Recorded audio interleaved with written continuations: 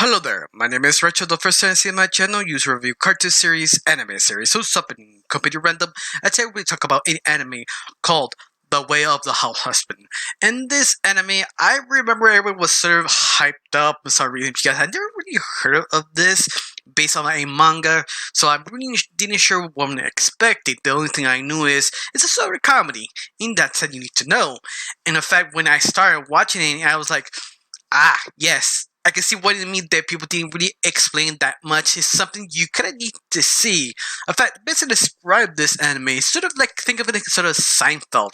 If you never heard or seen that series before, sort of jokes that their day life, you have moments that sort of moments that you can't explain to someone and you don't believe them. You have to be there to believe. The Way of the House Husband does that the same thing, but the difference in those two shows, Seinfeld is basically connected sort of a story, and Way of the Husband is more like chapters of a story. Basically, if you read the manga, they give it, let's say, 5 chapters or 8 chapters, all 8 chapters fall into that one episode. And they did it sort of the animation, sort of Adult Swim sort of style. In fact, specifically one show, sort of kind of like Aqua Teen Hunger Force. If you've seen that show, that basically had very little animation movement, but it relied on the kind of outrageous moments. Yeah, think about that and Way of the House Husband, but it's done very interesting comedic way. Basically, the comedy falls is Tashi, he's sort of retired being a Yakuza, so lives in his house just chilling, doing his best to be a good husband. But only problem is he has sort of kind of gangster habits, like Tashi trying to get a newspaper and he asked for it, but how he asked for it, and especially how he dressed, seems more like a threat to him. Like, oh yeah, pay me my newspaper or give me something, but almost like a normal kind of hi, hey, can you let me the newspaper or something? But he says it almost like a threat by accident because he has sort of gangster habits that he's trying to shake off, but he sort of can't. That's how he is, and everything kind of relies on that sort of comic relief sort of style. Another good moment is basically he trying to cook and fails, and he fails his wife, so he decides to sort of suicide himself. He take it too serious because if you're a yakuza, fail your own boss, you deserve to cut your own finger or stab yourself. And you see how wife tried to stop doing that, please. You're just a husband, just a small mistake. You're not in the gangster life anymore. Just chill. But this sort of comic relief, he takes things so serious that it's sort of funny, like asking for a fish in the meat market, and they try and make a deal, trying to hassle him, like, oh, give me 40% off and give me this. Like, oh, no.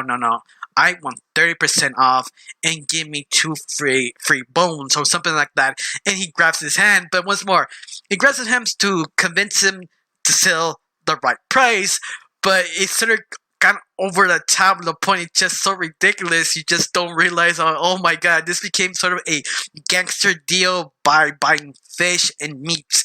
And that's sort of it's absurd or over with at the top that you just laugh your ass off. Especially how our main character kind of bumps to all the other characters all along, like his past, his former rival and gang members he used to hang around or fight to the death. Now sometimes he meets them and tries to tell them, yeah, I'm a house husband. I don't really care about that anymore. I just want to live my life.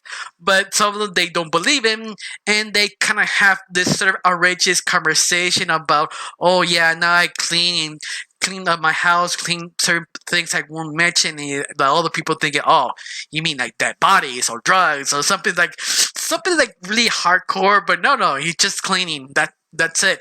But I love it, that sort of misunderstanding two different worlds and how our main character trying to navigate. And I think that's basically the fun about the series, that sort of enjoyment.